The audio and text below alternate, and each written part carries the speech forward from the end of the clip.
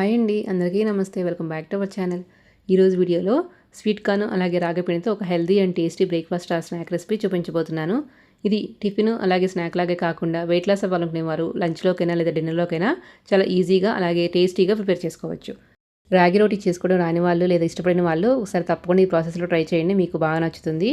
ఇంకా ఆలస్యం చేయకుండా ఈ రెసిపీ ఎలా తయారు చేసుకోవాలో చూసేద్దాం. ముందుగా ఒక స్వీట్ కార్న్ తీసుకొని దాన్ని ఇలా తురుముకొని తీసుకోవాలి, లేదా మీరు గింజలు ఒలుచుకొని మిక్సీలో గ్రైండ్ చేసుకుని మెత్తగా అయినా పేస్ట్ చేసుకోవచ్చు. ఇలా గ్రేట్ చేసుకుని స్వీట్ కార్న్ పక్కన పెట్టుకోవాలి. ఇప్పుడు వేరొక బౌల్ తీసుకొని దానిలో ఒక క్యారెట్ని ఇలా తురుముకొని వేసుకోవాలి. అలాగే ఒక ఉల్లిపాయని 2 పచ్చిమిర్చిని ఇలా సన్నగా కట్ చేసుకొని వేసుకోవాలి.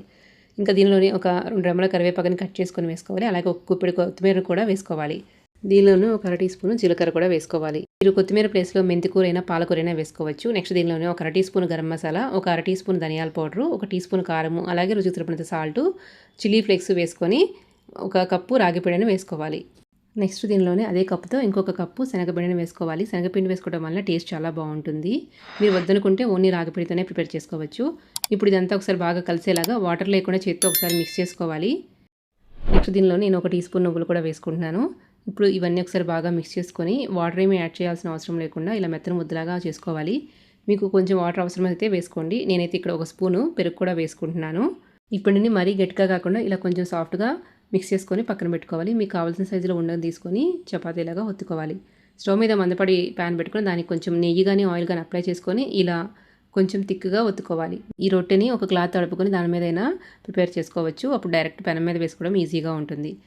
నెక్స్ట్ ఈ రోటీ మనం కొంచెం థిక్గా చేసుకున్నాం కదా, బాగా కుక్ అవ్వడం కోసం ఇలా ఫోర్క్తో మధ్య మధ్యలో హోల్స్ లాగా పెట్టుకుంటే లోపల వరకు కుక్ అవుతుంది. ఇప్పుడు దీని మీద ఇంకొంచెం ఆయిల్ని అప్లై చేసుకొని మూత పెట్టి లో ఫ్లేమ్లో నిదానంగా కుక్ చేసుకోవాలి. ఒక 3-4 నిమిషాలు కుక్ చేసుకున్న తర్వాత రెండో వైపు కూడా టర్న్ చేసుకొని కొంచెం ఆయిల్ అప్లై చేసుకొని ఇంకొక 3-4 మినిట్స్ కుక్ చేసుకోవాలి. ఈ రొట్టెలని మరీ హై ఫ్లేమ్లో కాకుండా నిదానంగా కుక్ చేసుకుంటే లోపల వరకు కుక్ అయ్యి టేస్టీగా ఉంటాయి. ఇలా రెండు వైపులు బాగా కుక్ చేసుకున్న తర్వాత దీన్ని వేరొక ప్లేట్లకు ట్రాన్స్ఫర్ చేసుకొని మిగతా పిండిని కూడా ఇలాగే రొట్టెలాగా కాల్చుకోవాలి. వీటికి వేరే చట్నీ కూడా అవసరం లేదండి. మనం అన్ని మసాలాలు వేసుకున్నాం కాబట్టి డైరెక్ట్గా ఇలాగే తినేయచ్చు, లేదా పెరుగుతో కూడా తినచ్చు. వేడివేడిగా తింటే టేస్ట్ అయితే చాలా బాగుంటుంది. ఎప్పుడైనా హెల్తీగా టేస్టీగా స్పెషల్గా తినాలనుకున్నప్పుడు తప్పకుండా ట్రై చేయండి.